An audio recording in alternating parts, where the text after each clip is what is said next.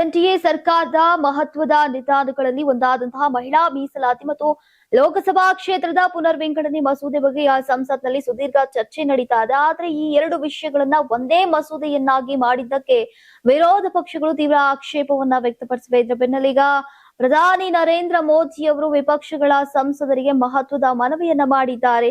ನೀವು ಸಣ್ಣ ಆಗ್ಬೇಕಲ್ವಾ, ಅದು ಒಂದು ಉತ್ತಮ ಆಹಾರದಿಂದ ಸಣ್ಣ ಆಗ್ಬೇಕಲ್ವಾ. ಪ್ರತಿದಿನ ನಮ್ಮ ಜೀನಿ ಸ್ಲಿಮ್ ನ ಯೂಸ್ ಮಾಡಿ ಯಾವುದೇ ಸೈಡ್ ಎಫೆಕ್ಟ್ ಇಲ್ದಂಗೆ ನೀವು ಸಣ್ಣ ಆಗ್ತೀರಾ.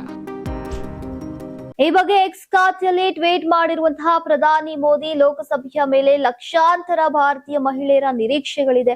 ಹೀಗಾಗಿ ಕೇಂದ್ರ ಸರ್ಕಾರ ಇಂದು ಮೇಲ್ಮನೆಯಲ್ಲಿ ಮಂಡಿಸಿರುವಂತಹ ಮಹಿಳಾ ಮೀಸಲಾತಿ ಮಸೂದೆಯ ಪರವಾಗಿ ಮತ ಚಲಾಯಿಸುವಂತೆ ರಾಜಕೀಯ ಪಕ್ಷಗಳಿಗೆ ಮನವಿಯನ್ನ ಮಾಡಿದ್ರು. ಇಂದು ಮಧ್ಯಾಹ್ನ ಪ್ರಧಾನಿ ನರೇಂದ್ರ ಮೋದಿ ಅವರು ಎಲ್ಲಾ ಸಂಸತ್ ಸದಸ್ಯರಿಗೆ ಸಾರ್ವಜನಿಕವಾಗಿ ಕೊನೆಯ ಕ್ಷಣದ ಮನವಿಯನ್ನ ಮಾಡಿ ಮಹಿಳಾ ಮೀಸಲಾತಿ ಮಸೂದೆಯನ್ನ ಬೆಂಬಲಿಸುವಂತೆ ಒತ್ತಾಯಿಸಿದ್ರು.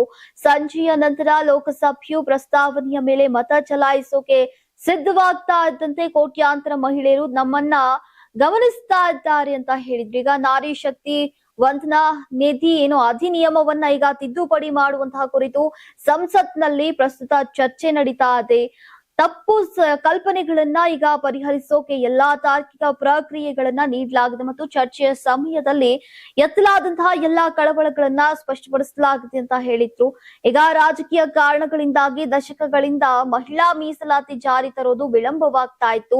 ದೇಶದ ಜನಸಂಖ್ಯೆಯ ಅರ್ಧದಷ್ಟು ಭಾಗವಾಗಿರುವಂತಹ ಮಹಿಳೆಯರು ನಿರ್ಧಾರವನ್ನ ತೆಗೆದುಕೊಳ್ಳುವಲ್ಲಿ ತಮ್ಮ ನ್ಯಾಯಯುತ ಪ್ರಾತಿನಿಧ್ಯವನ್ನ ಪಡೆಯುವಂತಹ ಸಮಯ ಇದೀಗ ಬಂದಿದೆ ಅಂತ ಒತ್ತಿ ಹೇಳಿದ್ರು. ಈಗ ಸ್ವಾತಂತ್ರ್ಯ ಬಂದು ಹಲವು ದಶಕಗಳಾದ ನಂತರ ಭಾರತದಲ್ಲಿ ಮಹಿಳೆಯರಿಗೆ ಈ ಕ್ಷೇತ್ರದಲ್ಲಿ ಸೀಮಿತ ಪ್ರಾತಿನಿಧ್ಯ ಸಿಗದೆ ಇರುವುದು ಈಗ ಸರಿಯಲ್ಲ ಅಂತ ಪ್ರಧಾನಿ ತಮ್ಮ ಪೋಸ್ಟ್ ನಲ್ಲಿ ತಿಳಿಸಿದ್ದಾರೆ.